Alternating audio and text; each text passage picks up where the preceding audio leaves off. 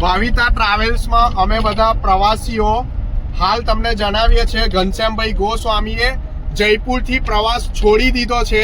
અમે બધા જાતે ઘરે જઈ રહ્યા છે પોલીસની મદદથી. એટલે આ ટ્રાવેલ્સમાં કશું નોંધાવું નહીં અને ક્યારે બી પ્રવાસ ઘનશ્યામભાઈ ગોસ્વામી ભાવિતા ટ્રાવેલ્સ જોડે પ્રવાસ કરવો નહીં. આ તમામ વ્યક્તિઓ મારી સાથે છે, તમે જાણી શકો છો. ભાવિતા ટ્રાવેલ્સમાં પ્રવાસ કરાય કે ના કરાય?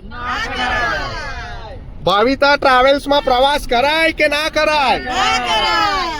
બરોબર છે, તમે તમારું રિફંડ લઈ શકો છો. અમે અમારી કાર્યવાહી કરીશું. બરોબર છે, થેન્ક યુ. ઓકે, બીજા કોઈને? તમારે મહેન્દ્રભાઈ, તમારી સૌથી મોટી સ્લીપ છે, તમે ₹1,00,000 ઉપર ચૂક્યા છે. તમારું શું કહેવું છે ભાવિતા ટ્રાવેલ્સ અને ઘનશ્યામભાઈ વિશે?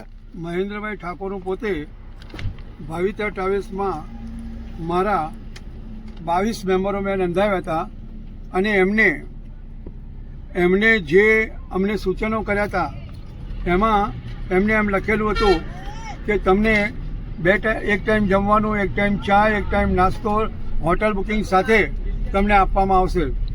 સ્વખર્ચે તમારે સાઇટ સીટ કરવા હોય તો જવાનું રહેશે. એમાં અમે બધા સંમત થઈ ગયા છે. પરંતુ પહેલા જ દિવસે પ્રથમ ગાસે મક્ષિકા એમને પોતે પહેલે દિવસે અમને ઉજ્જૈન ઓમકારેશ્વર નાઇટ આપવાને બદલે ઉજ્જૈન લઈ ગયા અને ઉજ્જૈનથી પાછી અમને ગાડી ઓમકારેશ્વર કાઢી. એટલે ઊંધા રૂટ પર તમને આડે રસ્તે ચડાયા હતા. આડે રસ્તે ચડાયા, તમારો સમય વેડફી નાખ્યો. મારી સાથેના જે કઈ વયોવૃદ્ધ માણસો, વરિષ્ઠ નાગરિકો ઘણા બધા છે, ઘણા બધા વડીલ છે, નથી લાકડીના ટેકે ચાલનારા વ્યક્તિઓ પણ મારી સાથે આવેલા છે. તેવાઓને પણ બિચારાને હેરાન પરેશાન કરી નાખ્યા. અને એમને અમને એમ કીધું હતું કે છેલ્લું તમને જયપુરની અંદર હોટેલ બુકિંગ મારી બુક કરાયેલી છે, જયપુર આપણે પહોંચી જઈએ, ત્યાં તમે બધા આરામ કરજો, બીજા દિવસે જયપુર જોઈ સિરાજજી થઈ અને વડોદરા પરત આવજો.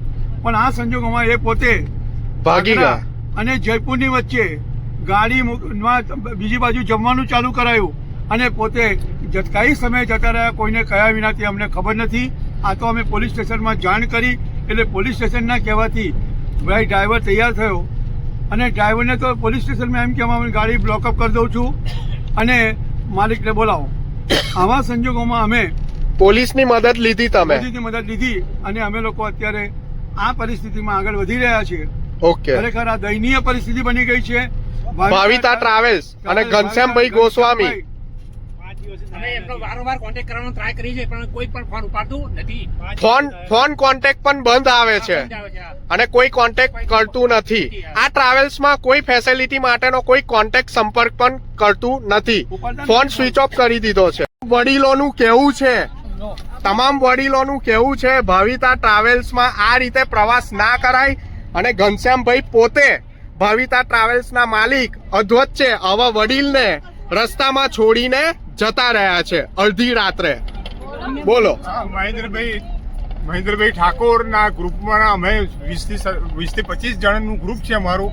અમે બધા એમની સાથે છીએ અને એમણે જે કંઈ અત્યારે રજૂઆત કરી ઘનશ્યામભાઈ ગોસ્વામી ભાવિતા ટ્રાવેલ્સ માટે એમનું હું ટેકો આપું છું. અને મહેન્દ્રભાઈ જે કંઈ વાતો કરી એમના વિશે એમણે જોઈએ એવી આપણને સગવડ આપી નથી. જે સગવડ એમને આપવી જોઈએ એમને લિખિતમાં આપી હતું કે આટલું અમે તમને સગવડ આપીશું, પણ એ સગવડમાં એ ફેલ ગયા છે. તો આના માટે શું કરવું? ભાવિતા ટ્રાવેલ્સમાં હવે કોઈ પણ પ્રવાસ કરાય કે ના કરાય? ના કરાય. ભાવિતા ટ્રાવેલ્સમાં પ્રવાસ કરાય કે ના કરાય?